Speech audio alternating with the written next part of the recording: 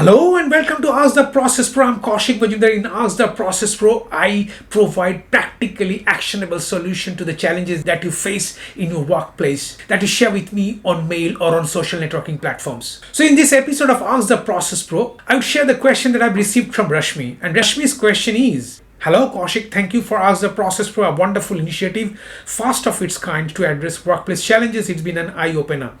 Thank you so much, Rashmi. Through this message, I'm requesting your help. Recently, my team faced a major delivery failure and it's created a lot of resentment among the team members.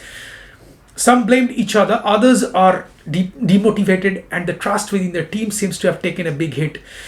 The senior management is obviously not happy and the pressure is also weighing on us. As a leader, I feel stuck. I want to address this situation, rebuild trust, and bring the team back to a motivated and productive state.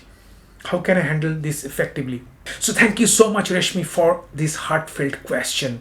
I think this is a situation that many mid and senior level working professionals face, especially in high pressure industries like IT, manufacturing, finance sectors.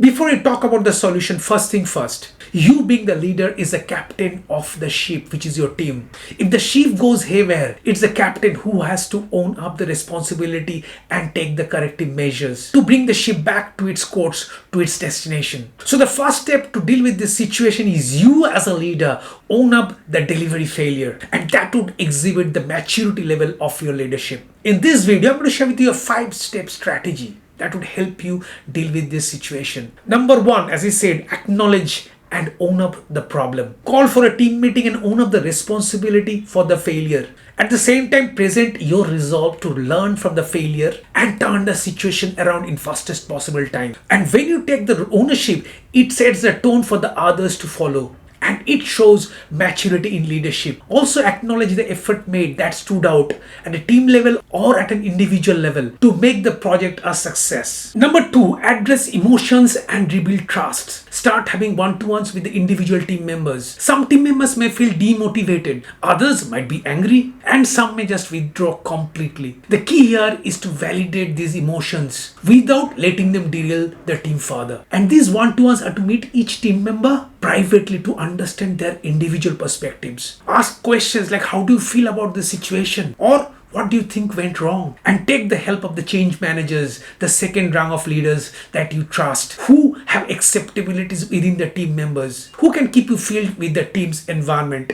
and ground situations. In these one-to-ones, you have to play the part of an active listener. Don't jump in with the solutions right away. Just listen and empathize. Number 3, shift your focus to solution. Once the emotions are addressed and trust begins to rebuild, it's time to move into the solution mode. Based on the one-to-ones and also the regular meetings with the change champions outcome, create a solution strategy to deal with the situation. And before going to the team, first share the same with the change champions and ask for their opinions. And once the strategy is agreed upon, then share the same with the team in another team meeting and ask for the views on the strategy. The strategy should be presented with clarity vis-a-vis action, timeline, and expected outcome, projecting you as a leader, leading from the front in the whole process. Number 4, monitor and track the progress. This is the step where you as a leader must be actively involved in. Create delivery milestones and monitor and track the status in regular intervals.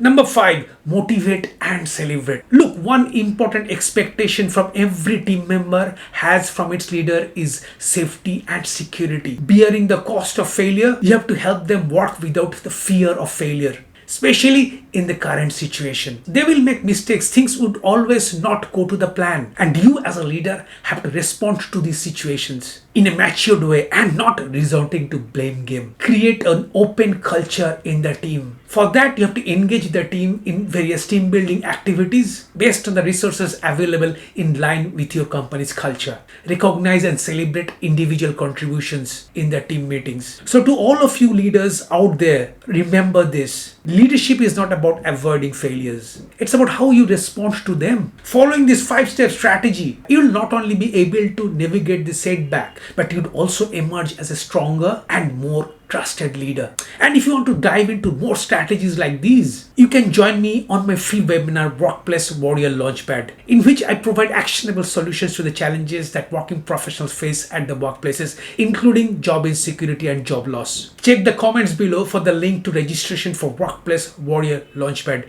And yes, if you register, please do join. Learn proven strategies to overcome setbacks, build trust, and lead with confidence. Let me help you make your career crisis-proof. And for any workplace challenge, please connect with me by sharing the problem details with your mobile number and email ID in my inbox, and I would share the solution in the Ask the Process Pro program. Your identity will be kept confidential. So that's all for today's episode. Looking forward to see you in my next video. Till then, bye-bye.